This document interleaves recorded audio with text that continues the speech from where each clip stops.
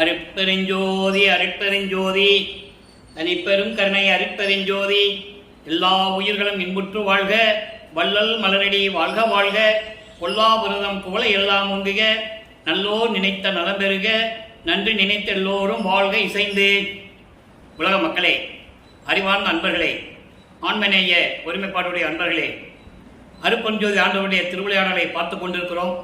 அருட்பெருஞ்சோதி திருவிளையாடல் திருவிற்பாவில் இருந்து ஒவ்வொரு திருமுறையிலிருந்தும் ஒவ்வொரு பதிகத்தில் இருக்கின்ற ஒவ்வொரு பாடல்களிலிருந்தும் அருட்பெருஞ்சாண்டவர் 51 ஆண்டுகள் எப்படியெல்லாம் திருவிளையாடல் செய்தார் என்பதையும், இந்த பிரபஞ்சத்திலே பிரபஞ்சம் தோன்றிய காலத்திலிருந்து 4 யுகங்களிலும் கிரேதயுகம், திரேதயுகம், துவாரயுகம், கலியுகம் 4 யுகங்களிலுமே அருட்பெருஞ்சாண்டவர் ஏராளமான திருவிளையாடல்கள், எத்தனையோ கணக்கில் அடங்காத திருவிளையாடல்கள் செய்திருந்தாலும் கூட கலியுகத்தினுடைய கடைசி திருவிளையாடல், இறைவனுடைய கடைசி திருவிளையாடல், கலியுகத்தினுடைய கடைசி திருவிளையாடல், கலியுகம் 1900 ஆண்டுகளிலே முடிந்துவிட்டது என்பதை நாம் திருவற்பாவிலே கண்ட உண்மை.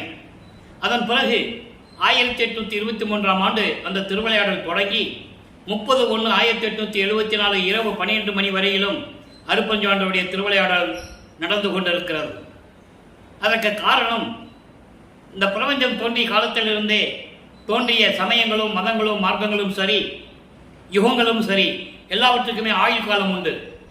ஒரு குறிப்பிட்ட அளவு ஆயுள் காலம் உண்டு. அந்தந்த ஆயுள் காலம் முடியும் போது அந்தந்த யுகங்கள் முடிந்துவிடும். அப்போ உலக மக்களுக்கென்று ஒரு யுகம் தேவை, ஒளி யுகம், சதுர யுகம். அப்போ மக்களுக்கு தேவையான ஒரு ஆன்மீக பாதை வேண்டும், ஆன்மீக வழி வேண்டும். சுத்த சன்மார்க்கத்தை அருட்பெருஞ்சாண்டவர் நிறுவி அதை தன் மகன் கையில் ஒப்படைத்து உலக மக்களை எல்லாம் சுத்த சன்மார்க்கத்தில் இணைத்து உலக மக்களெல்லாம் இன்புற்று வாழ வேண்டும், சமரசமாக வாழ வேண்டும், எந்த விதமான வேறுபாடின்றி முரண்பாடு இன்றி வாழ வேண்டும் என்பதற்காகவே தான் வளர்த்து கொண்டிருந்த செல்வ பிள்ளையை ஒரு தாயின் வழியாக இந்த பூலோகಕ್ಕೆ வருவிக்க செய்தார். நமது பிள்ளை பெருமானவர்கள் வருவிக்கூற்று ஆண்டிலிருந்து ஒரு தாயின் கருவறையில் இருக்கும்போது எப்படி திருவிளையாடல் நடந்தது, தென் அதுக்கப்புறம் சிதம்பரத்திலே சிதம்பர ரகசியத்தை காட்டியது தன் மகனுக்கு, இதெல்லாம் நம்ம ஏற்கனவே முன்னுரையாக பார்த்து விட்டோம். 1ஆம் ஆண்டிலிருந்து நமது பிள்ளை பெருமானவர்கள் வருவிக்க உற்று 9வது ஆண்டிலிருந்து 8 ஆண்டுகள் வரையிலும் இறைவனிலிருந்து எந்த விதமான அருளையும் பெறவில்லை.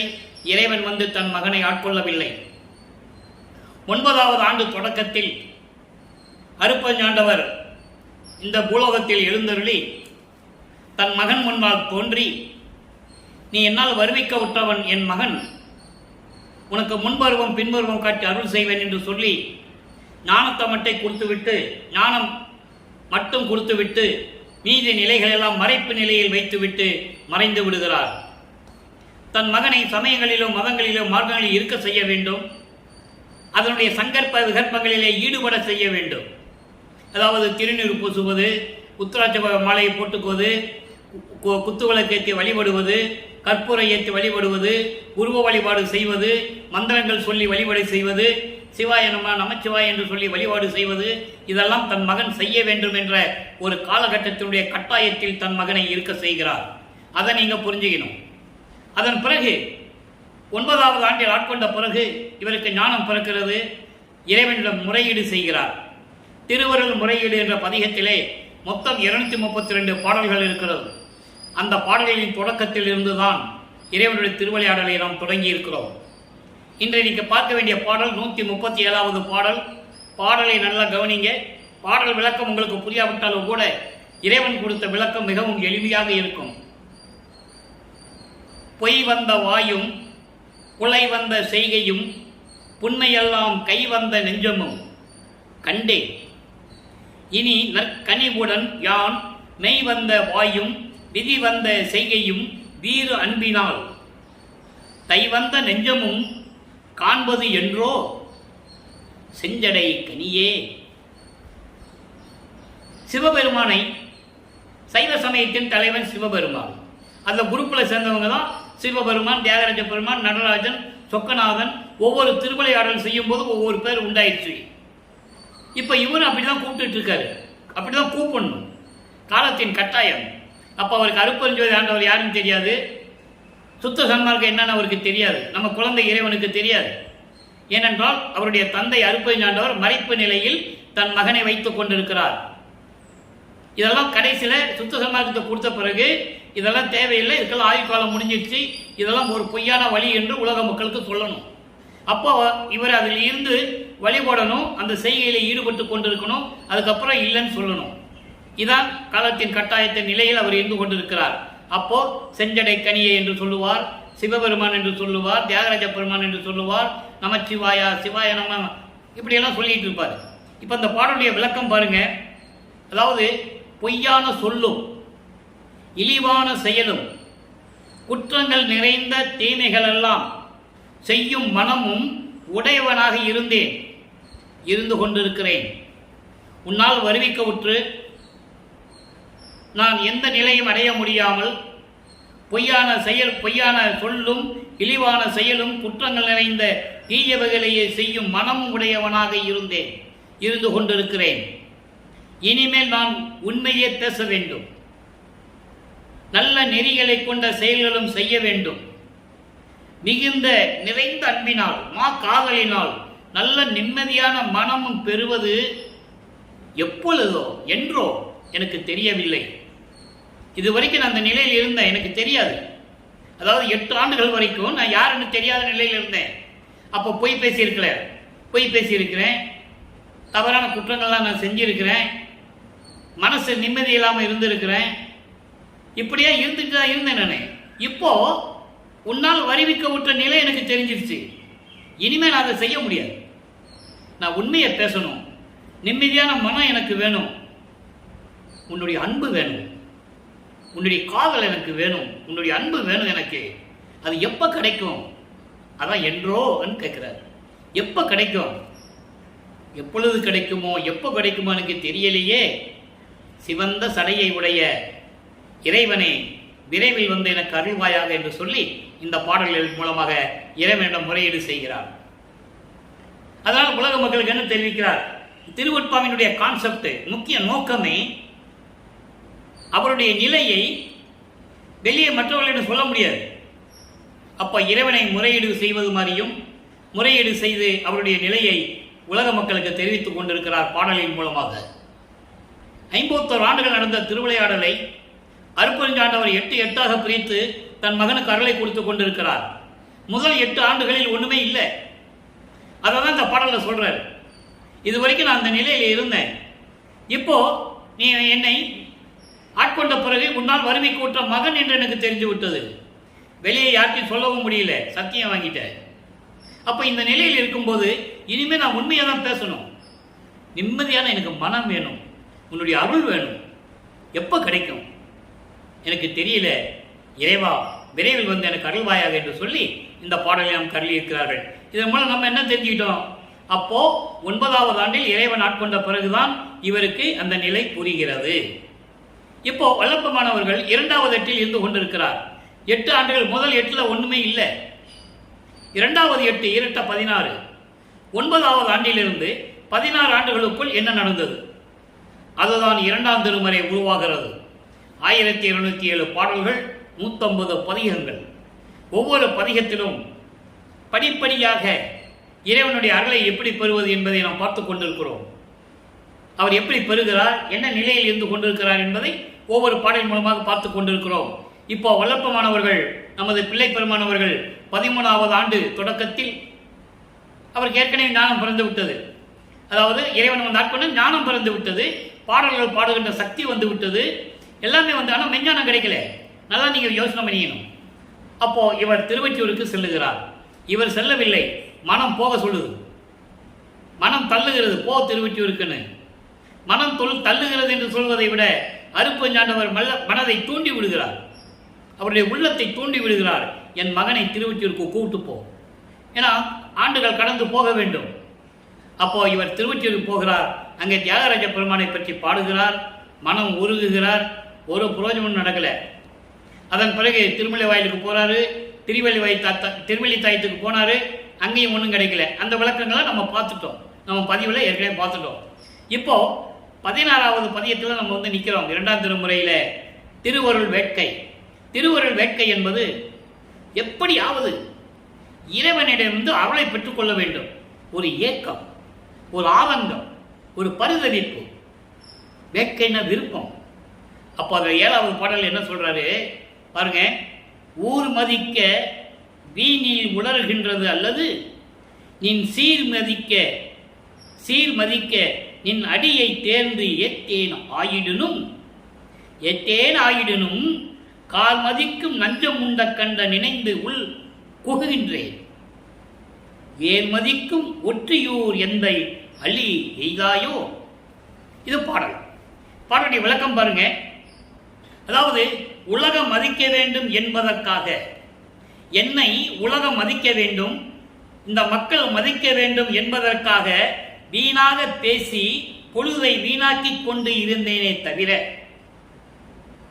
இருந்தாலும் உன்னுடைய புகழை பற்றியோ உனது திருவடிகளின் அருளை பற்றியோ எண்ணி வணங்காமல் இருந்து விட்டேன். அவர் உண்மையை சொல்றாரு அவங்க அப்பா கிட்ட. அப்போ சிவபெருமான் தான் வருவிக்க விட்டதுனால அவர் என் மகன் சொல்லிட்டு போனார்ல. அப்போ சிவபெருமான் தான் இறைவன் நினைச்சிட்டு இருக்காரு. அப்போ சமயங்களும் மதங்களும் மார்க்கங்களும் இருந்த காலகட்டங்களில் சிவபெருமான் தான் இறைவன், அவர் சைவ சமயத்தினுடைய தலைவன் என்பதை பின்னால சொல்லுவார். அதற்கு முன்னால் ஒரு இறைவன் இருக்கிறார், அருட்பெருஞ்சோதி ஆண்டவர். ஏன்னா சமயங்களையும் மதங்களையும் மரங்களையும் கடந்த இறைவன் என்று சொல்ல வேண்டும். அதுக்கு ஒரு இறைவனுடைய பெயர் இருக்கு, அருட்பெருஞ்சோதி. அப்போ அவருக்கு தெரியாது, அதனால சொல்லலை. அதை நீங்க மனசுல வச்சுக்கணும். அப்பதான் இந்த திருவிளையாடல் பதிவு உங்களுக்கு புரியும். இல்ல குழப்பத்திலேயே இருப்பாங்க. ஏன்னா மக்களை குழப்பி விட்டாங்க. இதுக்கு முன்னால் பேசுனவங்கலாம் சன்மார்க்கத்தை பற்றி பேசுறேன்னு சொல்லியோ வளர்பாமனை பற்றி பேசுறேன்னு சொல்லியோ எல்லாம் குழப்பி விட்டாங்க. ஒரு நிலையா வளர்ப்பாமனை பற்றி யாரும் சொல்லலை. அதனுடைய விளக்கங்களை தான் இப்போ நம்ம பார்த்துட்டு இருக்கோம். இப்போ அந்த நிலையில் இருக்கும்போது சொல்றாரு, இந்த உலகம் என்னை மதிக்க வேண்டும் என்பதற்காக, இந்த உலக மக்கள் என்னை மதிக்க வேண்டும் என்பதற்காக நான் வீணாக பேசி பொழுதை போக்கிக் கொண்டு இருந்தேனே தவிர, உன்னுடைய புகழை பற்றி பேசியோ உன்னுடைய திருவடிகளின் அருளை பற்றி பேசியோ நான் விட்டுவிட்டேன். அறியாமையில் விட்டுவிட்டேன், பற்றியோ எண்ணி வணங்காமல் இருந்து விட்டேன். இருந்தாலும் விஷமுண்டு கழுத்தில் நிறுத்தியதில் மேகம் போல ஒரு கருமையான நிறம் தொண்டையிலே இருக்கிறதே, அதை நினைத்து நினைத்து என் உள்ளம் வாடுகிறது, உள்ளம் வருந்துகிறேன். எப்படி சொல்ற பாருங்க. அதை அந்த ஒரு திருவிளையாடலை சொல்லுகிறார். ஒவ்வொரு பாடலிலும் சிவபெருமானுடைய திருவிளையாடலை சொல்லி அருளை கொடுக்க வேண்டும் என்று வேண்டுகிறார். விஷம் உண்டு கழுத்தலை நிறுத்தியது நான் ஏற்கனவே நிறைய விளக்கங்கள் கொடுத்து விட்டேன், உங்களுக்கும் தெரியும். பார்க்கடலை கடையும் போது, அதாவது அசுரர்கள் தேவர்களை துன்புறுத்துகிறார்கள். அவர்களிடந்து தேவர்களை காப்பாற்ற வேண்டும் என்றால் பால்கடலில் கடைந்தால் அந்த அமுதம் வரும். அந்த அமுதத்தை தேவர்கள் உண்டால் அசுரருடைய தாக்கம் குறைந்துவிடும், தாக்குதல் குறைந்துவிடும். அதனால இவங்க சந்தோஷமா இருப்பாங்கன்னு சொல்லி கடையிறாங்க. அந்த மத்த கடையிற பாம்பு கூட ஒரு அரக்கன் என்பது அவங்களுக்கு தெரியாது. அப்போ அந்த பாம்பு அமுதம் வருது, அமுதத்தில் விஷத்தை கக்கிடுது. என்ன செய்வது என்று எல்லாம் திகைச்சு போய் நிற்கிறாங்க. அப்போ சிவபெருமான் போய் அந்த அமுதத்தில் இருந்த விஷத்தை தான் எடுத்து உண்டு கழுத்தில் நிறுத்தி கொண்டார். அதை இங்க சொல்றாரு. அதனால அந்த கழுத்து கரு மேகம் மாதிரி மாறி போச்சோம். மேகம் எப்படி கருப்பா இருக்கோ அந்த மாதிரி கருப்பாயிடுச்சு, வடு ஆயிடுச்சு என்று சொல்லுகிறார். அப்படிப்பட்ட இறைவனே, ஏர்மதிக்கும் திருவெற்றியூர் எந்தை, எழில் அழகு பொருந்திய சோலைகளும் பண்ணைகளும் நிறைந்த, நெல் வயல்களும் நீர்நிலைகளும் நிறைந்த திருவெற்றியூரில் இருக்கின்ற என்னுடைய தந்தையே, அலி எய்தாயோ, எனக்கு கருணை காட்ட மாட்டாயா? அலி என்பது கருணை, இரக்கம், தயவு, எப்படி வேணா வச்சுக்கலாம். காட்ட மாட்டாயா? உன்னால் வருவிக்கு விட்ட மகன் அல்லவா நான், யாரிலும் சொல்லவும் முடியவில்லை, தெருவிலே நின்று கொண்டிருக்கிறேன். இன்னொரு பாடல்ல சொல்லுவார். அந்த பாடல் வரும்போது உங்களுக்கு விளக்கம் புரியும். அது என்னுடைய சுருக்கம் சொல்றேன். நான் பூலோகத்தில், அதாவது விண்ணுலகத்திலிருந்து பூலோகத்துக்கு நான் வருவதற்கு நீ போக சொன்னாய். நீ என்னை தெருவில் விட்டுருவேன்னு சொன்ன. நான் நினைச்ச மாதிரி என்னை தெருவில் விட்டுட்டு, இந்த பழி எனக்கு வந்து சேராது. பெற்ற மகனை வேண்டுமென்றே பூலோகத்திற்கு அனுப்பி தெருவிலே விட்டு விட்டான் என்று சொல்லி அந்த பழி உன் மீதுதான் வரும். அந்த பழி சொல்லையும் இழி சொல்லையும் ஏற்காதே, விரைவில் வந்து எனக்கு அருள்வாயாக என்று சொல்லுவார். அந்த பாடலை நம்ம பின்னால பார்க்க போறோம். அப்போ விரைவில் வந்து எனக்கு நீ அருள வேண்டும், கருணை காட்ட மாட்டாயே என்று சொல்லி இந்த பாடலை நாம் கல்லியிருக்கிறார்கள். ஆக நமது குழந்தை இறைவன் பிள்ளைப்பெருமான் அவர்கள் 16 ஆண்டுகள் வரையிலும் இறைவனிடமிருந்து எந்த அருளையும் பெற முடியாமல் தவித்துக் கொண்டிருக்கிறார். மனம் புழுங்கிக் கொண்டிருக்கிறார். வெளியே சொல்ல முடியாது, நான் இறைவன் மகன் சொல்ல முடியாது. அந்த நிலையில் இருந்து கொண்டிருக்கிறார். இப்போ வளப்பமானவர்கள் 3வது எட்டில் அடியெடுத்து வைக்கிறார். மூவட்ட 24 வரிமிக்க ஒற்றை 24 ஆண்டுகள் வரைக்கும் என்ன நடந்தது? இது வரைக்கும் நம்ம 16 ஆண்டுகள் வரைக்கும் பார்த்துட்டோம். 2ஆம் திருமுறை 16 ஆண்டுகள் வரைக்கும் பார்த்துட்டோம். இப்போ 3ஆம் திருமுறை பதிகம் உருவாகிறது. வல்லப்பமானவர்கள் 17வது ஆண்டிலிருந்து 24 ஆண்டுகளுக்குள் என்ன நடந்தது உலக மக்களுக்கு தெரிவிக்க வேண்டும். இப்போ பதிகம் 12ல் காட்சி அற்புதம். இது வரைக்கும் 11 பதிகம் பார்த்துருக்கோம் 3ஆம் திருமுறையிலே. அங்கே போய் தியாகராஜ பெருமான் திருவிழா வீதி வருவார்னு சொல்லி காத்திருக்கிறது, வரமாட்டார். அதுக்கப்புறம் 2ஆம் பதிகத்தில் நாரையும் கிளிகளையும் தூது அனுப்புவார், வரமாட்டார். அதுக்கப்புறம் தன்னுடைய மனநிலையை தோழிகிட்ட சொல்கிற மாதிரி சொல்லுவார். எப்படியோ மனம் வருந்தி புலம்பிக் கொண்டிருக்கிறார், இறைவன் வரல. அதுக்கப்புறம் ஒரு குறைச்சி பெண்ணுகிட்ட போய் குறி கேட்க போவார், அங்கேயும் ஒரு பிரயோஜனம் இல்லை. அங்கே குறி ஓடினாதானே சொல்கிறதுக்கு, அவர் தான் அங்கே தடை பண்ணிட்டு இருக்கார. இப்போ காட்சி அற்புதம். இப்போ நிலைகள் மாறுகிறது, ஆண்டுகள் உருண்டு ஓடுகின்றன. இப்போ காட்சி அற்புதம். இறைவன் காட்சி கொடுக்கிறார். காட்சி கொடுத்துட்டு மறைஞ்சிடுறார். ஒரு வார்த்தை கூட பேசல, மறைஞ்சிடுறார். அதனுடைய நிலையை அவர் 24 ஆண்டுகளுக்குள் இருந்த நிலையை இப்போ நம்ம பார்க்க போகிறோம். நல்ல கவனிங்க. காட்சி அற்புதம் பதிகம் 12 3ஆம் திருமுறை 5வது பாடல்.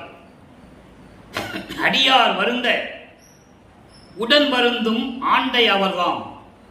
ஒரே வரியது. அடியார் வருந்த உடன் வருந்தும் ஆண்டை அவர்தாம். அன்று அயனும் நெடுமாலும் காணாத நிமல உருவோடு என் எதிரே வடியல் அறியா அருள் காட்டி மறைத்தார். அதுவும் ஒரே வரி. மருண்டேன் மங்கை நல்லார் கடிய அயர்ந்தேன், என்னடி நான் கனவோ நனவோ கண்டதுவே. இப்ப காட்சி கொடுக்கிறாரு. எப்படிப்பட்ட இறைவன் காட்சி கொடுக்கிறாரு? தெளிவா சொல்றாரு. அதாவது சிவத்தொண்டு செய்து வாழ்க்கையிலே வருந்துகின்ற அடியார்களுக்கு துன்பம் வரும்போது இவரும் வருந்துகிறார். அந்த இறைவன் ஐயோ நம்ம அடியார் வருந்துகிறானே, துன்பப்படுகிறானே என்று சொல்லி அவரும் துன்பப்படுவார், மனம் வருந்துவார். அதான் ஆண்ட அவர் தான் சொல்றாரு. ஆண்ட என்பது முதலாளி என்று பொருள். முதலாளி என்பது கடவுள். அடியார்களுக்கு முதலாளி யாரு? கடவுள், சிவபெருமான், தியாகராஜ பெருமான், இப்படி பல பெயர்கள் உண்டு.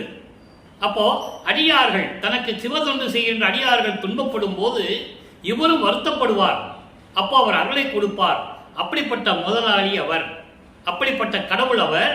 அவர் அன்றொரு காலத்தில் பிரம்மனும் திருமாலும் அடியையும் முடியையும் தேடி சென்ற போது பிரம்மன் முடியை பார்க்க முடியவில்லை, திருமால் அடியை பார்க்க முடியவில்லை. அப்படிப்பட்ட நிலையில் இருக்கின்ற இறைவன் என் எதிரே நிமல உருவோடு, மலங்கள் நீங்கிய சுத்த தேகத்தோடு,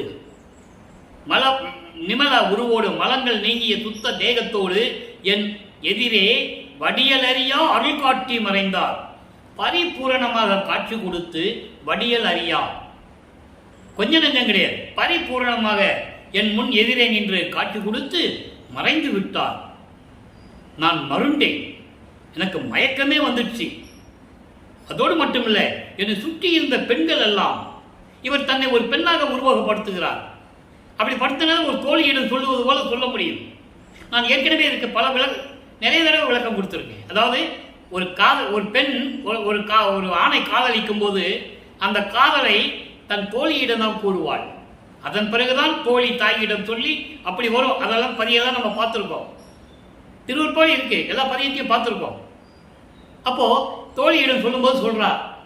தோழியிடம் சொல்லுவது போல உலக மக்களுக்கு சொல்றார். உலக மக்களே, நான் இறைவனால் வருவிக்க உற்று 24 ஆண்டுகள் வரையிலும் இறைவனிடமிருந்து எந்த அருளையும் பெற முடியவில்லை. தவித்துக் கொண்டிருந்தேன். ஆனால் காலங்கள் உருண்டு ஓடுகிறது. ஒரு காலகட்டத்தில் இறைவன் என் முன்னே தோன்றி காட்சி கொடுத்து மறைந்து விட்டார். எப்படிப்பட்ட இறைவன்! சிவனடியார்கள் துன்பப்படும் போது இவரும் மனம் வருந்தக்கூடிய ஒரு இறைவன். இவர் ஒரு முதலாளி. தொழிலாளிக்கு ஊதியம் கொடுப்பது போல இந்த ஆண்டவன் தன் தொண்டர்களுக்கு அருளை கொடுத்து கொண்டிருப்பவர். அவர் முன்னொரு காலத்தில் பிரமனும் திருமாலும் பிரமன் முடியையும் திருமால் அடியை பார்க்க முடியாத இறைவன். அப்படிப்பட்ட இறைவன் என் கண் எதிரே மலங்கள் நீங்கிய சுத்த தேகத்தோடு எனக்கு காட்சி கொடுத்தார். அந்த காட்சி அற்புதமாக இருந்தது. அதான் தலைப்பு பேரே காட்சி அற்புதம். அற்புதமாக இருந்தது. நான் பரிபூரணமாக கண் குளிர பார்த்து மகிழ்ந்து கொண்டிருந்த போது திடீரென்று மறைந்து விட்டார். நான் மயக்கமே அடைந்து விட்டேன். என்னை சுற்றி இருந்த பெண்கள் எல்லாம் என்னை கேலி செய்தார்கள், கிண்டல் செய்தார்கள். அதை நினைத்து வருத்தம் அடைந்தேன், அயர்ந்தேன் என்று சொல்லுகிறார். வருத்தம் அடைந்தேன். என்னடி தோழி, நான் கண்டது நனவா, எனக்கு தெரியவில்லை என்று இந்த பாடலை கூறியது உலக மக்களுக்கு சொல்லுகிறார். உலக மக்களை, நான் இந்த நிலையில் இருந்தேன். இங்கே பெண்கள் என்று சொல்லு, அங்கு கூடியிருந்த மக்கள் என்று பொருள். மக்கள் எல்லாம் என்னை பார்த்து கேலியும் கிண்டலும் செய்து ஏளனமாக பேசினார்கள். உலக மக்களே, அவ்வளவு மன வருத்தத்தோடு நான் இருந்து கொண்டிருந்தேன் அந்த காலகட்டத்தில் என்று சொல்லுகிறார். பிரம்மனும் திருமாலும் அடிய முடிய பார்க்கல என்றதை நம்ம ஏற்கனவே பல இடங்களில் அந்தந்த பாடல் வரும்போது விளக்கம் சொல்லியிருக்கேன். இன்னைக்கு ஒரு சின்ன விளக்கம் சொல்றேன். பூத்திடும் அவனும் காத்திடும் அவனும் புல் விலங்கு உருக்கோடு நேடியும் ஏத்திடும் முடியும் கூத்திடும் அடியும் இன்னும் காண்கில. தெளிவா சொல்லுவார். அதாவது பிரம்மனும் திருமாலும் நேர பார்க்க முடியாம புல் விலங்கு உருக்கோடு நேடி, புல்லுனா பறவை, அன்னப்பறவை, விலங்குனா பன்றி. பன்றி உருவம் எடுத்து திருமால் பாதாள உலகத்துக்கு சொல்லுகிறான் திருவடியை பார்ப்பதற்கு. பிரம்மன் அன்னப்பறவை எடுத்து சொல்லுகிறான் மேலே முடியை பார்ப்பதற்கு. ஏத்திடும் முடியும், இறைவனுடைய முடியை யாரும் பார்க்கல, பிரம்மன் பார்க்கல. கூத்திடும் அடி, திருவிளையாடல் செய்து கொண்டு அருள் நடனம் செய்து கொண்டிருக்கின்ற இறைவனுடைய திருவடியும் பார்க்க முடியல என்று சொல்லுவார். அதான் இங்க சொல்றாரு. அயனும் நெடிய மாலும் காணாத நிமல உருவோடு என் எதிரே வடியல் அறியா அருள் காட்டி மறைந்தார். பேசல, அருளையும் கொடுக்கல, மறைஞ்சில. இப்போ 24 ஆண்டுகள் வரைக்கும் நமது பிள்ளை பெருமானவர்கள் இந்த நிலையில் இருந்து கொண்டிருக்கிறார் என்பதை நீங்கள் தெளிவாக புரிந்து கொள்ள வேண்டும். அதன் பிறகு இப்போ வல்லப்பமானவர்கள் 4வது எட்டில் உள்ள நுழைந்து கொண்டிருக்கிறார். 4வது எட்டு என்பது 4×8 32. 25வது ஆண்டிலிருந்து 32 ஆண்டுகளுக்குள் என்ன நடந்தது? 24 ஆண்டு வரைக்கும் ஒன்றும் நடக்கல, காட்சி கொடுத்தாரு, மறைஞ்சிட்டார், அவ்வளவுதான், அதோட முடிஞ்சிருச்சு. இப்போ 27வது ஆண்டின் தொடக்கத்தில் இந்த திருவிளையாடலை தினமும் சொல்லிதான் ஆகணும். திருவொற்பாவை விளக்கம் சொல்லும் போதெல்லாம் இந்த திருவிளையாடலை 27வது ஆண்டில் என்ன நடந்தது என்பதை சொல்லிதான் ஆக வேண்டும். மக்கள்கிட்ட யார் சொல்லலாம் உங்களுக்கு தெரியாது. போனாரு, அக்கா மகளை கல்யாணம் பண்ண சொன்னாங்க, அதெல்லாம் முடியாதுன்னாரு. அப்புறம் சரின்னு ஒத்துக்கிட்டாரு. அப்புறம் கல்யாணம் பண்ணாரு. கல்யாணம் பண்ணிட்டு அப்படியே தெருவில் விட்டுட்டு வந்துட்டாரு. அப்படியே சென்னையிலே விட்டுட்டு இவராட்டுக்கு வந்துட்டாரு, பொறுப்பு இல்லாமல் வந்துட்டாரு. இப்படிதானே சொன்னாங்க, இப்படிதான் நீங்க கேட்டிருப்பீங்க. அப்படி அல்ல, அது ஏற்கனவே நிர்ணயிக்கப்பட்டது. எங்க விண்ணுலகத்தில் நிர்ணயிக்கப்பட்டது. அதெல்லாம் ஏற்றுட்டு தான் இங்க வராங்க. இப்ப மறைப்பு நிலையில் இருக்கனால இங்க தெரியாது. இவர் தாலி கட்டின உடனே அந்த அம்மையாருக்கு முன் நினைப்பு வந்துவிடும். இதெல்லாம் ஒரு சூட்சமமான விளக்கங்கள் பாடல்களிலே உண்டு. அப்போ இவர் தாலி கட்டுகிறார், அந்த அம்மாவுக்கு விமோசனத்தை கொடுக்கிறார். அங்கே பிரம்மனும் திருமாலும் எல்லா வானவர்களெல்லாம் வந்து வாழ்த்து அமர்ந்திருக்கிறார்கள். இவர்களெல்லாம் வந்திருக்காங்களே, என் தந்தை அருட்பெருஞ்சாண்டவரும் தாயும் சிவகாமி வள்ளியும் வரவில்லை என்று இயங்குகிறார். இப்போ அவருக்கு தெரியும் அருட்பெருஞ்சாண்டவர் தான் அப்பான்னு தெரியும், சுத்த சன்மார்க்கர் இருக்கிறது தெரியும். அந்த நிலையில் இருந்து கொண்டு அருட்பதாச மாலை உருவாகிறது. மொத்தம் 100 பாடல்கள். அந்த 100 பாடல்களிலே இன்று நாம் பார்க்க வேண்டிய பாடல் 62வது பாடல், அருட்பிரகாச மாலை 4வது திருமுறை 2வது பதிகம். எப்படி பாருங்க. இப்போ இந்த வேலையெல்லாம் முடிஞ்ச பிறகு, திருமணம் முடிஞ்ச பிறகு இவருக்கு மனம் உறுதியுடன் இனிமேல் எங்கேயும் போகக்கூடாது, அவனை பார்க்கவே போகக்கூடாது. அப்பனா வந்தா வரட்டும், இல்லைன்னா பார்க்க போகக்கூடாதுன்னு சொல்லி வீட்டுக்குள்ளே இருந்துக்கிட்டு கதவை பூட்டி தாப்பா போட்டார். இப்போ இறைவனுக்கு தெரிஞ்சிருச்சு மகனுடைய மன உறுதி, அவனுடைய துன்பங்கள் எல்லாம் போக்க வேண்டும் என்பதற்காக இறைவன் எப்படி வந்தார் என்பதை இந்த பாடலிலே கூறியிருக்கிறார்கள். என்னெல்லாம் கொடுத்தார் என்பதை கூறியிருக்கிறார்கள். அதை நம்ம பார்க்க போகிறோம். நல்ல கவனிங்க. எனக்கு நன்மை தீமை என்பது இரண்டும் ஒத்த இடத்தே. நல்லா கவனிக்கணும். எனக்கு நன்மை தீமை என்பது இரண்டும் ஒத்த இடத்தே. இரண்டும் ஒத்து தோன்றுகின்ற எழில் பதங்கள் வருந்த. எப்படிப்பட்ட திருவடிகளாம்? அவருடைய அப்பாவுடைய திருவடிகள், அவருடைய தந்தையினுடைய திருவடிகள் எப்படிப்பட்ட திருவடின்னு சொல்றாரு. எனக்கு நன்மை தீமை ரெண்டு ஒண்ணுதான், எனக்கு ரெண்டுமே ஒண்ணுதான். அதுபோல இரண்டும் ஒத்து தோன்றுகின்ற இரண்டு திருவடிகள், என் தந்தையின் இரண்டு திருவடிகள் வருந்த வருந்த தனக்கு நல்லவனம் ஒன்று தாங்கி நடந்து, தனக்கு நல்லவனம் ஒன்று தாங்கி நடந்து. அன்பர்களே, பாடல் சொல்லிதான் திருவிளையாடல் சொல்ல வேண்டும் என்றால் இங்கே கற்பனையாகவோ கதையாகவோ எதுவும் சொல்ல முடியாது. இப்போ நான் இந்த பாடலை சொல்லாம நான் பாட்டுக்கு வெறும் விளக்கத்தை மட்டும் நான் சொல்லிட்டு போயிருந்தேன்னு வச்சுக்கோங்களேன், அவர் சும்மா சொல்றாருப்பா அதெல்லாம் ஒன்றும் இல்லை அப்படின்னு நினைப்பீங்க. நீங்க நினைப்பீங்க. ஏன் தெரியுமா? இது வரைக்கும் யாரும் சொல்லலை அந்த மாதிரி. அதனால இவர் மற்றவங்கள மாதிரி பேசிட்டு போறாரு அப்படின்னு தான் உங்களுக்கு தோணும். இல்லை, அப்படி இல்லை. அருட்பால் இருக்கிற உண்மையை உலக மக்களுக்கு சொல்லணும். இது அவரே சொல்றாரு, அதான் பெரிய விஷயம். வல்லற்பமானே சொல்றாரு, மற்றவங்க யாரும் சொன்னதில்லை. மற்ற புராணங்களும் காவியங்களும் ஒரு யுகத்தில் நடந்திருக்கும், அது மறு யுகத்தில் தான் எழுதுவாங்க. யாராவது சொல்லி இப்படியெல்லாம் நடந்திருக்குப்பா நீ எழுதுப்பான்னு சொல்லி எழுதுவாங்க. அதே மாதிரி எது இருந்தாலும் சரி அப்படிதான் உருவாயிருக்கும். ஆனால் திருவெட்பா அப்படி அல்ல, இறைவனை சொன்னது. அதான் பெரிய சிறப்பு அம்சம். திருவெட்பாவின் சிறப்பு அம்சமே இறைவனை எழுதியது. அப்படி சொல்றாரு பாருங்க, எனக்கு நன்மையும் தீமையும் ரெண்டும் ஒண்ணுதான். எனக்கு இது வேற அது வேற அல்ல, நான் எல்லாம் அனுபவிச்சுட்டேன். அதே போன்று இறைவனுடைய திருவடிகள் இரண்டும் ஒண்ணுதான். அப்படிப்பட்ட திருவடிகள் வரந்த நடந்து வந்து தனக்கு நல்ல வண்ணம் ஒன்று தாங்கி மகனுக்கு அருள வேண்டுமே, மகனுடைய துயரத்தை போக்க வேண்டுமே என்று சொல்லி சுத்த தேகத்தை தாங்கி. எப்படி சொல்ற பாருங்க, நல்ல வண்ணம் தாங்கி சுத்த தேகத்தோடு நடந்து அருளி தனித்து இரவில். தனித்து இரவில்னா யாரும் நடமாட முடியாத ஒரு இரவு. இருட்டை பார்த்தா பயந்தா யாரும் போக மாட்டாங்க. அப்படிப்பட்ட இருட்டான். அப்படிப்பட்ட இருட்டில் இந்த கடை புலையேன் தங்கும், அதாவது தன்னை சிறிதளவு தாழ்த்தி கொள்ளுகிறார். இந்த துன்பப்பட்டவன் இருக்கும் இடத்தை வந்து காக்கும் இடத்தைந்து கணக்கும் மனைத்தெரு கதவும் காப்பு அவிழ்க்க புரிந்து. நல்லா கவனிங்க, காப்பு அவிழ்க்க புரிந்து. அதுக்குதான் அவர் தப்பா போடுறாரு. மனசு மாறிடுவோம். அவர் அப்பா வந்து கதவை தட்டாருன்னா நம்ம போய் ஓடி போய் ஐயோ அப்பா வந்துட்டாரே, தெருவில் நிற்கிறாரே அப்படி போய் நம்ம கதவை திறந்துருவோம். ஆனால் திறக்கக்கூடாது. அவர் வந்து திறக்கட்டும். அவர் தன் அருளால் வந்து அந்த தெரு கதவை திறக்க செய்து காப்பு அவிழ்க்க புரிந்து.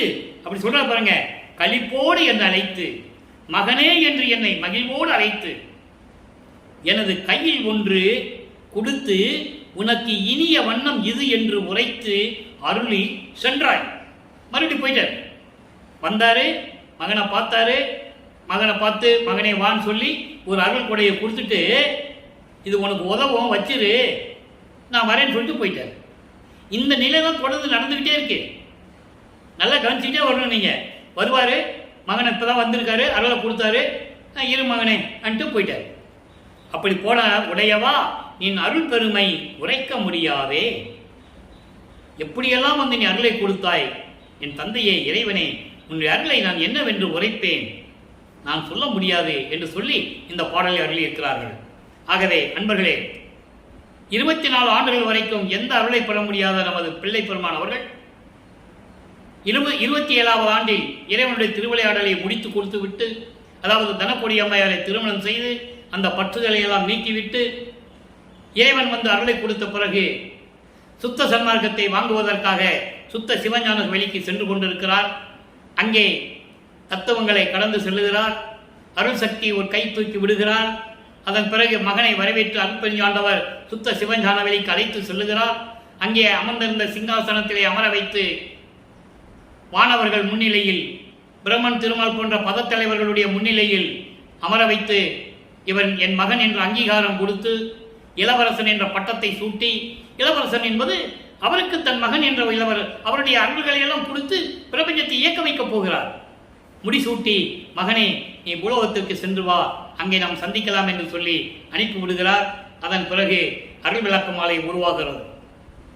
அருள் விளக்க மாலை இன்று 74வது பாடலை பார்க்க போறோம். இதுவரைக்கும் 73 பாடலை பார்த்துருக்கோம். இன்னும் 100 பாடல்களுடைய விளக்கம் பார்க்க, இன்னும் 26 பாடலுடைய விளக்கங்கள் பார்க்க வேண்டியிருக்கு. ஒவ்வொரு பாடலிலும் இறைவனுடைய நிலையையும், அருட்பஞ்சாண்டவர் தான் கடவுள் என்பதையும், அருட்பஞ்சர் தன் தந்தையிடம் எப்படியெல்லாம் அருளை பெற்றுக்கொண்டார் என்பதையும், சுத்த சன்மார்க்கத்தினில் எவ்வளவு நன்மைகள் இருக்கின்றன என்பதையும், உலக மக்களை எல்லாம் எப்படி அழைக்கிறார் என்பதையும் எல்லாம் இன்னைக்கு நம்ம பார்க்க போறோம். நல்லா கவனிச்சுட்டு வாங்க.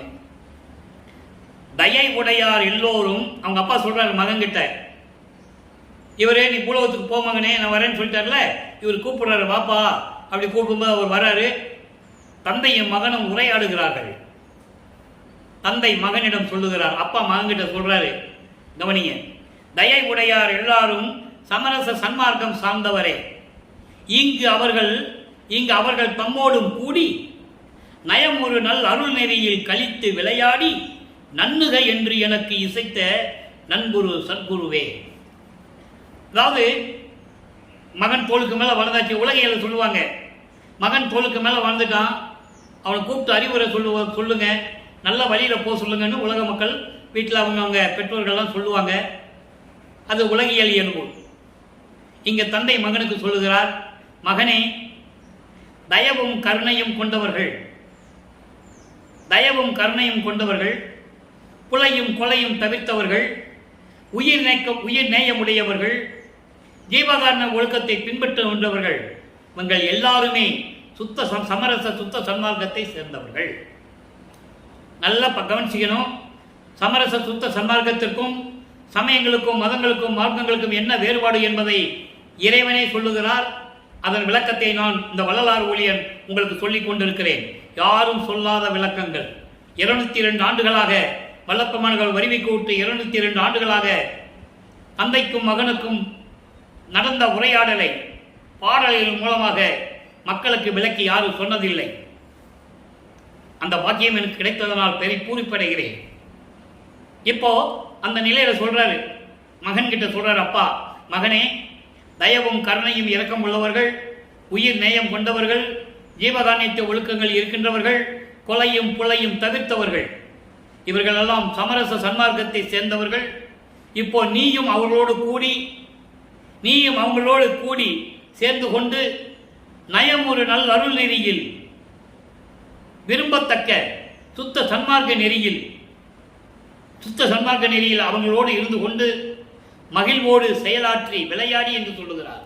விளையாடி என்பது செயலாற்றிக் கொண்டு நீ அவங்களோடு சேர்ந்து இருப்பாயாக என்று எனக்கு சொல்லிய என் சத்குருவே, நண்புரு சத்குருவே, எனக்கு நண்பனாகவும் சத்குருவாகவும் இருந்து கொண்டு தந்தையாகவும் இருந்து கொண்டு எனக்கு சொல்லிய என் தந்தையே, அருட்பெருஞ்சோதியே என்று சொல்லுகிறார். மகனுக்கு தந்தை சொல்லிவிட்டார். இப்ப மகன் என்ன சொல்லணும்? உயர் ஊறும் என் உயிருக்கு இனிய உறவே. அங்க சொல்றாரு, அப்பா கிட்ட சொல்றாரு. இது அப்பா மகனுக்கு சொன்ன அறிவுரை முதல்ல பார்த்துட்டோம். சுத்த சன்மார்க்கத்தில் இருக்கிறவங்க யாருன்னு சொல்லிட்டாரு. நீ அவங்களோட சேர்ந்து மகிழ்ந்து செயலாற்றி இந்த பூலோகத்திலே மகிழ்வோடு இருப்பாயாக என்று சொல்லுகிறார் அப்பா.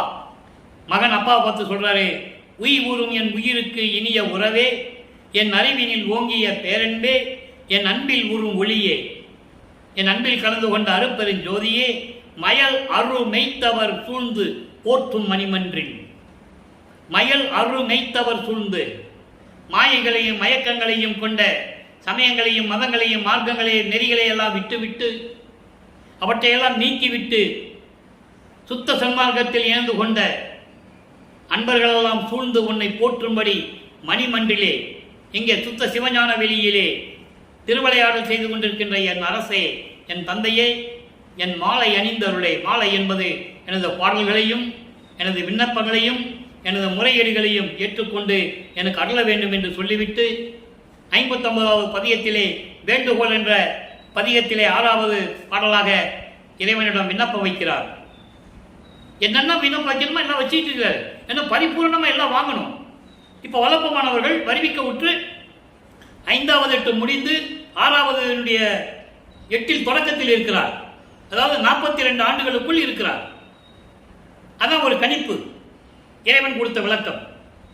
இப்போ சுத்த சன்மார்க்கத்தை வாங்கின பிறகு அப்பா மகன்கிட்ட சொல்றாரு, ஒவ்வொரு படியாக ஒவ்வொரு பாடலை நம்ம பார்த்துக்கிட்டு வரோம். இப்போ ஒரு வேண்டுகோள் வைக்கிறார் அப்பா கிட்ட.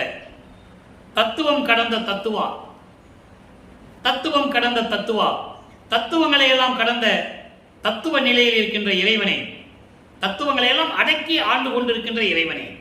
தத்துவங்கள் என்பது ஆன்ம தத்துவம் 24, வித்யா தத்துவம் 7, ஈஸ்வர தத்துவம் அதாவது ருத்திர தத்துவம், சிவ தத்துவம் 5, இப்படி 36 தத்துவங்களை கொண்டது. அந்த ஆன்ம தத்துவம் தான் பிரம்மனுக்கு உரியது. இப்ப பிரம்மன் செயலந்து இருக்கிறான். இப்ப எல்லாமே இவர்கிட்ட இருக்கு. அப்ப தத்துவங்களை எல்லாம் இவர் வாங்கிட்டார். மறுபடியும் தத்துவங்களை எல்லாம் கடந்த தத்துவா ஞான சமரச சுத்த சன்மார்க்க சத்துவ நெறியில் நடத்தி, ஞான சமரச சுத்த சன்மார்க்க சத்துவ நெறியில் நடத்தி, சத்துவ சுத்த சன்மார்க்குடைய சத்துவ நெறி ஜீவகாரணிய நெறி, ஜீவகாரணிய ஒழுக்கம் கொண்ட நெறி. அங்கதான் எல்லாமே இருக்கும். ஒரு ஜீவன் துன்பப்படுகின்ற ஒவ்வொரு செயலிலும் எப்படி அதை நம்ம நீக்க வேண்டும் என்றுதான் ஜீவகாரணிய ஒழுக்கத்திலே நமக்கு அருளி இருக்கிறார்கள். பசி, பிணி, தாகம், இச்சை, எளிமை, பயம், கொலை. கொலை, பயம். இந்த பசியும் கொலையும் பரஜீவகாரணியம், மீதெல்லாம் அபரஜீவகாரணியம். அது நிறைய விளக்கங்கள் இருக்காங்க. உள்ள போனோம்னா மணிக்கணக்கில் நம்ம பேசணும். அதுக்கு தனியாக ஒரு பதிவு போடுவோம், அப்போ நம்ம பார்த்துக்கலாம். இப்போ ஜீவகாரணிய நெறியில் இருந்து கொண்டு அந்த ஜீவகாரணிய ஒழுக்க நெறி எங்கே இருக்கும்? சுத்த சன்மார்க்கத்தில் இருந்தால் தான் இருக்கும். அதான் சொல்கிறேன்.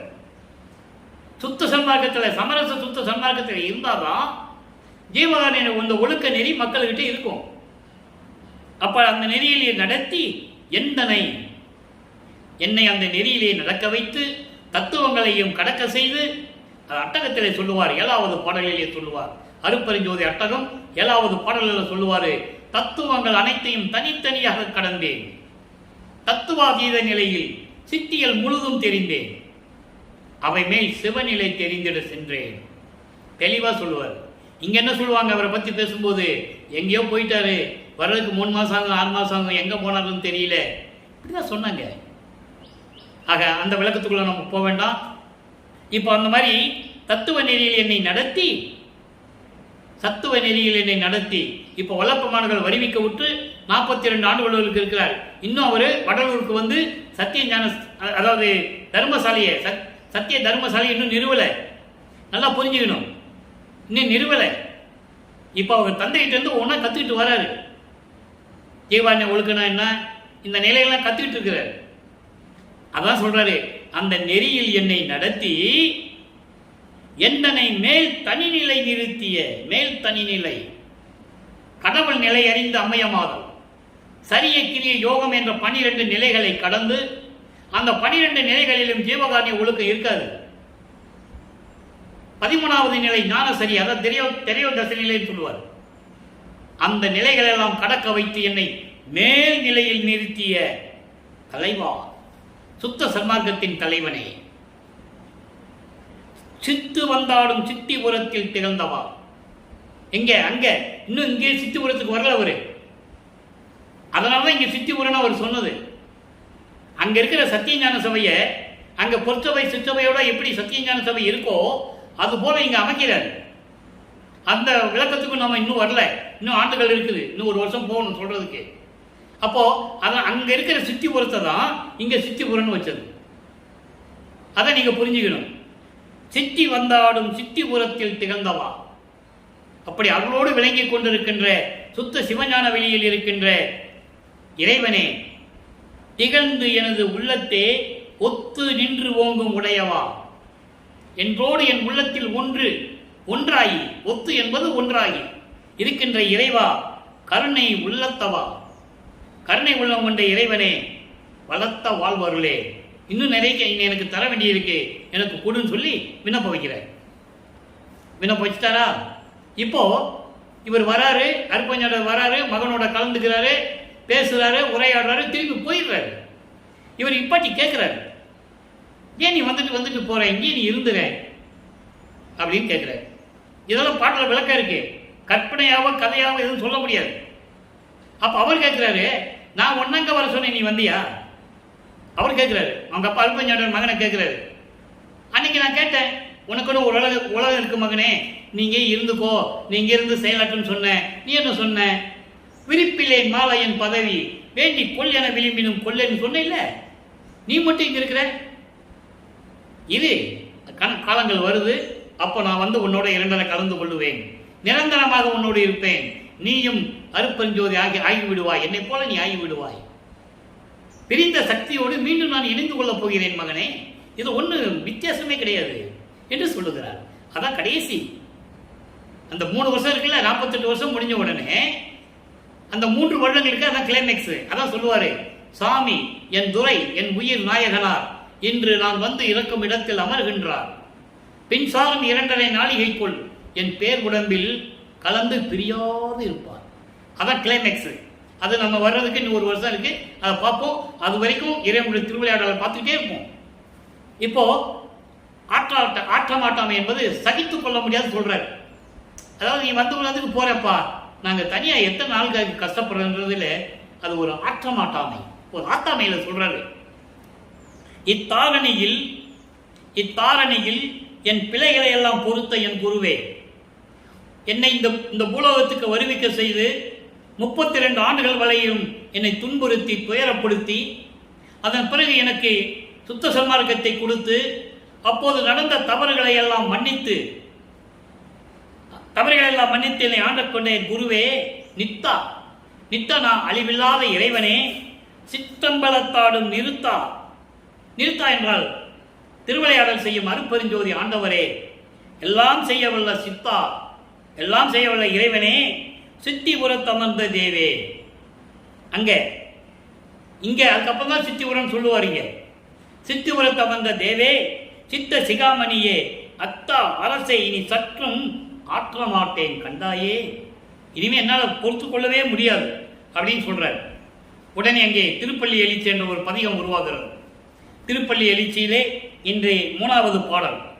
இதுவரைக்கும் 2 பாடலை பார்த்துருக்கோம், இன்னைக்கு 3வது பாடல். நிலம் தெளிந்தது கன மழுங்கின சுவன நீடோழி தோண்டிற்று. நல்லா கவனிக்கணும், நிலம் தெளிந்தது, அருப்பெருஞ்சோதி ஆண்டவர் உதயமாகிவிட்டார், நீ வந்து விட்டாய். கன மழுங்கின, கன என்பது நட்சத்திரங்கள். பகல நட்சத்திரம் தெரியுமா? தெரியாது. அதனால நீ உதயமாயிட்ட, நிலம் தெளிந்தது, இருள் போய்விட்டது, நட்சத்திரங்கள் மறைந்து விட்டது, சுவன நீடோழி தோண்டிட்டு. அதாவது சுவன என்பது சூரியன், உதய சூரியன் கதிர் வந்து விட்டது. உதய சூரியனுக்கு ஒளிகாட்டுவது யாரு? அருப்பெருஞ்சோதி. அக்கினி சூரியன் நட்சத்திரம் 3 ஒளிப்பொருள்களும் அருப்பெருஞ்சாண்டவிடம் ஒளி பெற்றவர்கள். திருவள்ளுவரை நம்ம பார்த்திருக்கோம். ஆக நீடொளி தோண்டிற்று, கோடு ஒலிக்கின்ற என்பது இந்த நீங்க மன்னர் படங்கள் எல்லாம் பார்த்துருப்பீங்க. ஒரு ஊது மாதிரி இருக்கும், ஊதுவாங்க, பெத்தைன்னு ஊதுவாங்க. அதாவது ஊது கொம்பு என்று சொல்லுவார்கள், அதை ஊது கொம்பு என்று சொல்லுவார்கள். அதுபோல பறவைகள் எல்லாம் ஒளி எழுப்பிக் கொண்டிருக்கின்றன. விடிந்து விட்டது, நட்சத்திரங்கள் மறைந்து விட்டது, சூரியன் உதயமாகிவிட்டான், பறவைகள் எல்லாம் ஒளி கொடுத்து கொண்டிருக்கின்றன, ஒலிக்கின்றன. அப்படி இருந்ததனால் அலர்ந்த தாமரைகள் மலர்ந்தன, ஆவண இருள் போய் அழிந்தது, ஆவணம் என்கின்ற இருள் அழிந்து விட்டது, கழிந்தது, மாயை மால் இரவு புலர்ந்தது, மாயைகளும் மயக்கங்களும் அறியாமையும் நீங்கிவிட்டது, தொண்டரோடு அண்டரும் கூடி போற்றியோ சிவசிவா போற்றி என்கின்றனர். இங்கே சிவசிவா என்பது அருப்பெருஞ்சோதி, சிவன் வேறு சிவம் வேறு. அதனால சொல்றாரு, அதை சிவசிவா போற்றி என்கின்றனர். சன்மார்க்க அன்பர்களோடு தேவர்களும் சேர்ந்து கொண்டு உன்னை போற்றுகின்றார்கள். இலங்கு உருவளித்த என் அருப்பெருஞ்சோதி, எனக்கு சுத்த தேகத்தை கொடுத்த என் தந்தையே அருப்பெருஞ்சோதியே, என் குருவே, பள்ளி எழுந்து அருள்வாயே. பள்ளி எழுந்து அருள்வாயே என்பது விரைவில் வந்து விண்ணுலகத்தில் அங்கே இருக்காத, அங்கே என்ன தூங்கிட்டு இருக்கியா? வேண்டாம், விரைவில் வந்து எனக்கு அருள்வாயே என்று சொல்லி இந்த பாடலை நமக்கு அருளி இருக்கிறார்கள். அன்பர்களே, இப்பவும் சொல்லுகிறேன், நான் தமிழ் இலக்கணம் இலக்கியம் கற்றவன் அல்ல, இறைவன் கொடுத்த விளக்கத்தை தான் கூறிக்கொண்டிருக்கிறேன் என்பதை நான் தெளிவுபட கூற விரும்புகிறேன். பள்ளி எழுந்து அருள்வாயே என்பது தூக்கத்திலிருந்து எந்திரிச்சிட்டு வந்து அருள் கொடுக்கறது இல்லை. அங்கிருந்து வா, சீக்கிரம் வந்து எனக்கு அருள வேண்டும் என்று சொல்லுகிறார். உடனே அடுத்த பதிகம் உருவாகிறது. 64 திருவந்தியார் பதிகம் 3வது பாடல். பாடலை நல்லா கவனிங்க. எளிமையான வரி, 3 வரி தான். இப்போ இது வரைக்கும் நம்ம பேசுனதுனால அதில் அடங்கிடும். திருவந்தியார் என்பது, உந்தி என்பது ஏற்கனவே விளக்கம் கொடுத்திருக்கிறேன். அது ஒரு குழந்தைகளும், அதாவது பெண்களும் ஆண்களும் யாராக இருந்தாலும் சரி, சிறு பிள்ளைகள் பறவை போல பறந்து விளையாடுகின்ற ஒரு செயல் என்று சொல்லுவார்கள். ஆனால் இங்கே உந்தி என்பது ஏதோ ஒரு சக்தி இருக்கிறது, காற்றிலே இருக்கின்ற சக்தி. அந்த சக்தியிடம் சொல்லுகிறார், பறந்து போய் நீ எல்லார்ட்டையும் போய் சொல்லுன்னு சொல்லுவது போல இந்த பாடலை நமக்கு அருளி இருக்கிறார்கள். நீங்கள் எப்படி வேணாலும் விளக்கம் எடுத்துக் கொள்ளலாம், அது உங்களுடைய சுதந்திரம். தூக்கம் தொலைந்தது, சூரியன் தோன்றினான். தூக்கம் தொலைந்தது, சூரியன் தோன்றினான். இந்த தூக்கம் என்பது என்ன? அதாவது இறைநிலையில் இருக்கின்றவர்களுக்கு தூக்கம் இருக்கக்கூடாது. அது திருப்பாலை பல இடங்களிலே கூறியிருப்பார்கள். என் தூக்கத்தை கெடுத்து, என் தூக்கத்தை தடுத்து, என்னை தூக்கி எடுத்து ஆண்டு கொண்ட இறைவனே என்று சொல்லுவார். அதனால் தூக்கம் தொலைந்தது, சூரியன் தோன்றினன், அருட்பெருஞ்சோதியுடைய அருட்பிரகாசம் தோன்றியது. ஏக்கம் தவிர்ந்தேன். ஏதாகுமோ என்னாகுமோ என்ற ஒரு ஏக்கம் எனக்கு இருந்தது, அதெல்லாம் நீக்கிவிட்டேன் என்று உந்திப்பற நீ போய் பிரபஞ்சத்தில் எல்லாத்தையும் சொல்லு அப்படின்னு சொல்றாரு. யாரும் ஒரு காற்றுல ஒரு உந்துற சக்தி இருக்குது. ஒரு பேப்பரையோ ஒரு பஞ்சோ தூக்கி போட்டால் காற்றுல பறக்கும். அதை போய் சொல்றாரு. பிரபஞ்சம் போய் சொல்லு, இன்னமுது உண்டேன் என்று உந்திப்பற. இன்னமுது சுத்த சன்மார்க்கத்தை பெற்றுக்கொண்டேன், இறைவனிடம் அருள் அமுது பெற்று உண்டேன் என்று நீ பிரபஞ்சமை சொல்லு என்று சொல்லுவார். அதெல்லாம் பிரபஞ்சத்து வெற்றியில் சொல்லுவார். இதை அருள் ஜோதி ஆனேன் என்று அறையப்பா முரசு, அருளாட்சி பெற்றேன் என்று அறையப்பா முரசு, மறுசார்பு தீர்ந்தேன் என்று அறையப்பா முரசு, மரணம் தவிர்த்தேன் என்று அறையப்பா முரசு. இது பிரபஞ்சத்தின் வெற்றி. அதைதான் இங்கே குறிப்பிடுகிறார். அடுத்து இப்போ இறைவன்கிட்ட எல்லாம் வாங்கியாச்சு, செஞ்சாச்சு. இப்போ இறைவன்கிட்ட அடைக்கலம் கேட்கிறார்.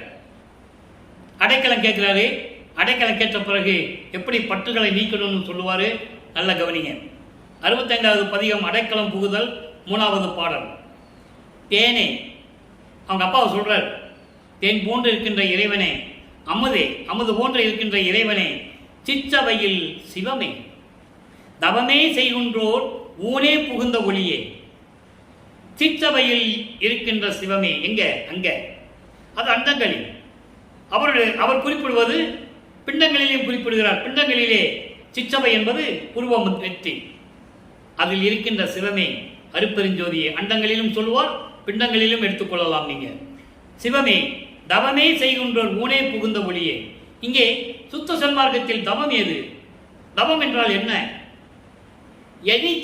எனி நேரம், எந்த நேரமும் மனதை அலைய விடாமல் இறைவனை மனதில் நினைத்து கொண்டு மகாமந்திரத்தை சொல்லிக்கொண்டு அருட்பெருஞ்சோதி அருட்பெருஞ்சோதி தனிப்பெருங்கண்ணை அருட்பெருஞ்சோதி என்று மகாமந்திரத்தை சொல்லிக்கொண்டும் தங்களுடைய சிறுமையை இறைவனிடம் சொல்லியும் தாங்கள் செய்த குற்றங்களை இறைவனிடம் ஒப்படைப்பதும், அதுபோல உயிரினங்களுக்கு நாம் நன்மை செய்ய வேண்டும் என்று இறைவனிடம் கேட்பதும், இதை இடைவிடாமல் செய்து கொண்டிருப்பதுதான் தவம்.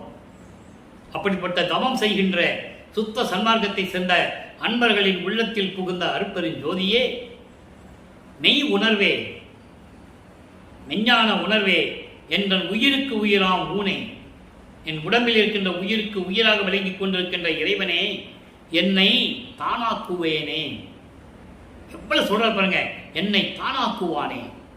என்னையும் உன்னை மாதிரி ஆக்கக்கூடிய அருளாற்றல் படைத்த இறைவனே. அதான் சொல்லுவாரு, நீயும் நானும் ஒன்றுன்னு சொல்லுவாரு. நிறைய பாடல்கள் உண்டு, கணக்கில் அடங்காது.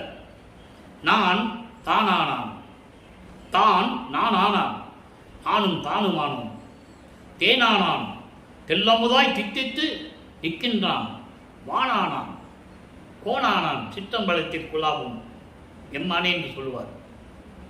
நிறைய பாடல்கள் உண்டு. அப்படிப்பட்ட என்னை தானாக்குவானே, இன்னும் ஆக்களை ஆக்க போறார். தானாக்குவானே, என்னோடு கலந்து கொண்டு நிரந்தரமாக இருக்கக்கூடிய இறைவனே, கோனே, அரசனே, எல்லாம் செய்ய வல்லவானே, ஐயா, அம்மா, என் அப்பா, நான் உன் அடைக்கலமே என்று சொல்லி இந்த பாடலை கொடுத்திருக்கிறார்கள். அதை பார்த்து விட்டோம். அடுத்து பற்று அறுத்தல். எப்படி பற்று அறுக்கிறாரே அதை தன் தந்தையிடம் எப்படி சொல்லுகிறார்? 66வது பதிகம் 3வது பாடல். அகத்தொன்று புறத்தொன்று நினைத்தது இங்கு இல்லை. அகத்தொன்று புறத்தொன்று நினைத்தது இங்கு இல்லை. உள்ளத்தில் ஒன்று வச்சுக்கிட்டு வெளியில் ஒன்று பேசுறது, அந்த மாதிரி நிலைகள் நான் இல்லை. இந்த பூலோகத்தில் நான் இல்லை. அருப்பெருஞ்சோதி என் ஆண்டவரே, நீர் சகத்து என்றும் எங்கனும் சாட்சியாய் நின்றி. நீ எப்படி இருக்கிறையோ எல்லா உலகங்களுக்கும், எங்கே எல்லா இடத்திலும் எவ்விடத்திலும் நீ எப்படி சாட்சியாக நிற்கிறையோ அதே போலதான் நானும். என் அகத்திலும் உள்ளத்திலும் புறத்திலும் தனித்தனியாக ஒன்றும் கிடையாது. என்கிட்ட ஒன்றுமே இல்லை. என் சதா நிலையும் உன்னையே நினைத்து கொண்டிருக்கிறேன். அருப்பெருஞ்சோதி ஆண்டவரே, தனிப்பெரும் தேவரீர் திரு சமூகத்துக்கு, உங்களுடைய திரு சமூகத்துக்கு உகத்து எனது உடல் பொருள் ஆவியை நுமக்கே ஒருமையில் அளித்தனன். இந்த யுகத்தில் நல்லா கவனிக்கணும் நீங்க. உகம் என்பது யுகம். இந்த கலியுகத்தில், இன்னும் கலியுகம் முடியல அவர் சொல்லும்போது, அவர் 1873ஆம் ஆண்டு இவர் அருப்பெருஞ்சோதி ஆண்டவர் ஆகிறதுக்கு முன்னால ஒரு வருஷத்துக்கு முன்னால சொல்றார். ஒரு உரையின் போது சொல்லுகிறார், ஒரு சொற்பொழிவிலே சொல்லுகிறார், கலியுகம் முடிவதற்கு இன்னும் 27 ஆண்டுகள் தான் இருக்கிறது. ஆக 1873 27 கூட்டம் 1900 இல்லையா? கலியுகத்துக்கு எல்லாருமே 4,32,000 வருடங்கள் என்று சொல்லுகிறார்கள். இல்லை, கலியுகத்துக்கு 5000 வருடம் தான். இறைவனை சொல்றாரு, வேதங்களும் வேதாந்தமும் சித்தாந்தமும் எப்படி சொல்லியிருந்தாலும் பரவாயில்லை, அப்படி இல்லை, 5000 தான் கலியுகத்துக்கு. அந்த நிலையில் சொல்லுகிறார். இந்த யுகத்திலே, என கலியுகத்தின கடைசி கட்டத்தை தான் இவர் வருவிக்க விட்டுறார். இந்த யுகத்திலே எனது உடல் பொருள் ஆவியை உமக்கே ஒத்த கருத்தோடு ஒருமை நிலையில் பேரின்ப நிலையில் உனக்கு நான் கொடுத்தேன், மகிழ்வோடு கொடுத்தேன். அதான் ஒருமையில் அளித்தனன் என்று சொல்லுகிறார். வேறுபாடு இல்லாமல், முரண்பாடுகள் இல்லாமல், குறுக்கீடு இல்லாமல் ஒத்த மனதோடு பேரின்ப நிலையில் இந்த யுகத்திலே உனக்கு என் உடல் பொருள் ஆவி அத்தனையும் கொடுத்து விட்டேன். இருமையும் பெற்றேன் என்பது இகம் பரம். இந்த பூலோகத்தில் இருக்கிற இன்பத்தையும் பெற்றுவிட்டேன், அங்கே பரம் விண்ணுலகத்தையும் நான் பெற்றுவிட்டேன். அதோடு மட்டுமல்ல, எனக்கு இந்த யுகத்திலையும் சரி பரத்திலையும் சரி எனக்கு இச்சை இல்லை என்று சொல்லுகிறார்.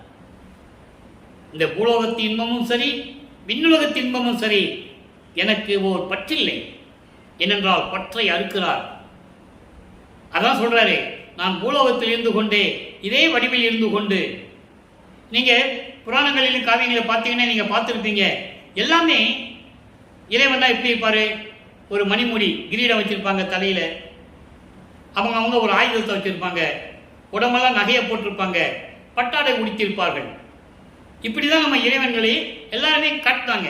இப்ப சிவபெருமானா எப்படி இருப்பாரு? தலையில கங்கையை வச்சிருப்பாரு, பின்னிய சடை போட்டிருப்பாரு, கழுத்துல பாம்பு போட்டிருப்பாரு, கையில சூழாயுதம் வச்சிருப்பாரு. எப்படி? அதே மாதிரி பெண் தெய்வங்களும் சரி எப்படி இருப்பாங்கன்றது ஒவ்வொன்றுக்கும் ஒரு உதாரணங்கள் இருக்கு, அடையாளங்கள், குறியீடுகள். அதான் சங்கற்ப விகற்பங்கள் என்று சொல்லுகிறார். சமயங்களுக்கும் மதங்களுக்கும் மார்க்கங்களுக்கும் இதெல்லாம் குறியீடுகள். எனக்கு எதுவுமே தேவையில்லை. எனக்கு இகத்திலையும் பற்றில்லை, அகத்திலையும் பற்றில்லை, பரத்திலையும் பற்றில்லை. நீங்களே வச்சுக்கங்க, எனக்கு வேண்டான்னு சொல்றார். ஏன்னா அவர் பற்றுகளை நீக்க வேண்டும். அதுதான் கடவுள் நிலைக்கு போக வேண்டியதுக்கு ஒரு படி அது. ஆக பற்றில்லை, என்னை பள்ளி எழுப்பி மெய் இன்பம் தந்தீரே. இந்த பற்றுகளை நீக்கிவிட்டேன், சமயங்களையும் மதங்களையும் மார்க்கங்களையும் நெறிகளையும் விட்டுவிட்டேன், எல்லா பற்றுகளையும் நான் அறுத்து விட்டேன். என்னை அறியாமையிலிருந்து எழுப்பி, அதான் பள்ளி எழுப்பி, அறியாமையிலிருந்து எழுப்பி உலக விடயங்களை எல்லாம் நான் விட்டு வந்து விட்டதனால் எல்லாவற்றையும் நீ ஏற்றுக்கொண்டு மெய் இன்பம் தந்தீரே, எனக்கு பேரின்பத்தை கொடுத்து விட்டீரே, கடவுள் நிலையையும் எனக்கு அருளி விட்டீரே என்று சொல்லுவார். இதை அருப்பறிஞ்சது அகவலிலே சொல்லுவார். ஒவ்வொரு நிலையிலையும் அருப்பறிஞர் சொல்லுவார், என்னை விட்டு பிரியாது இருக்கின்ற இறைவன் என்றுதான் சொல்லுவார். எம்மையினும் என்னை விட்டு இறையும் பிரியாது அம்மையும் அப்பனும் அம் அருப்பெருஞ்சோதி, என்னையும் படிகொண்டு இரவா வரமளித்து அன்னையில் உகந்த அருப்பெருஞ்சோதி. அதான் மெய் இன்பம் தந்தது. புரிஞ்சுக்கணும் நீங்க. இரவா வரமளித்து எந்தனக்கே அறவாளியில் நின்று அருப்பெருஞ்சோதி சொல்லுவார். இப்படி நிறைய விஷயங்கள் அகவலிலே உண்டு. அதனால் அன்பர்களே, இன்று இறைவனுடைய திருவிளையாடலை நாம் பார்த்தோம். ஒவ்வொரு பதிகத்திலும் இறைவனுடைய திருவிளையாடல் எப்படி நடந்தது ஒவ்வொரு பதிவிலும் என்பதை நீங்கள் தினமும் பார்க்க வேண்டும். காரணம், மக்கள் தெரிந்து கொள்ள வேண்டும்.